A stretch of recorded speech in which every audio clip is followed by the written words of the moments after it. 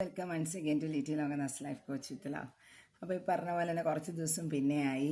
അന്നത്തെ സിക്നെസ്സിൽ നിന്നൊന്നും അങ്ങോട്ട് പൂർണ്ണമായിട്ട് ശരിയായില്ല.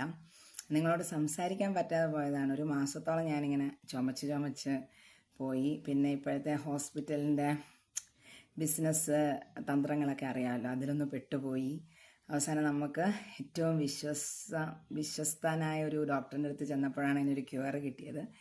എന്തായാലും ഈ കമ്മൽ കണ്ടോ, ഇത് ഞാൻ ആ സമയത്ത് ആ ഹോസ്പിറ്റലിൽ കടന്നിട്ട് വീഡിയോ കണ്ടിട്ട് ചെയ്തതാണ്. അപ്പോൾ ഞാനിന്ന് കുട്ടികളെ പഠിപ്പിച്ചൊരു പാഠമുണ്ട്, സോഷ്യോളജിക്കാർക്ക് പഠിപ്പിച്ച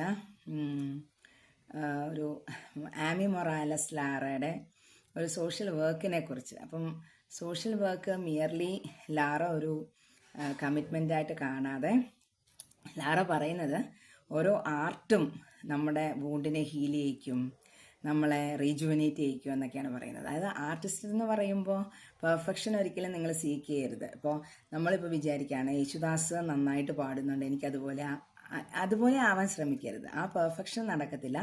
പക്ഷേ ആർട്ട് അല്ലെ, every heart has an art. ആ ആർട്ട് ചെയ്യുമ്പോൾ നമ്മുടെ മനസ്സിലുണ്ടാകുന്ന മാറ്റങ്ങളാണ് നമ്മൾ ശരിക്കും നമ്മുടെ വേദനകൾ മറക്കുന്നത്. നമുക്കൊക്കെ അനുഭവങ്ങളാണ് ഓരോരുത്തർ പറയുന്നത്. ഞാൻ ഒരു സംഗതിയിൽ ഇഷ്ടപ്പെട്ട ഒരു കലയിൽ മുങ്ങിയിരിക്കുമ്പോൾ ഞാൻ എൻ്റെ ദുഃഖങ്ങളൊക്കെ മറക്കും എന്ന്.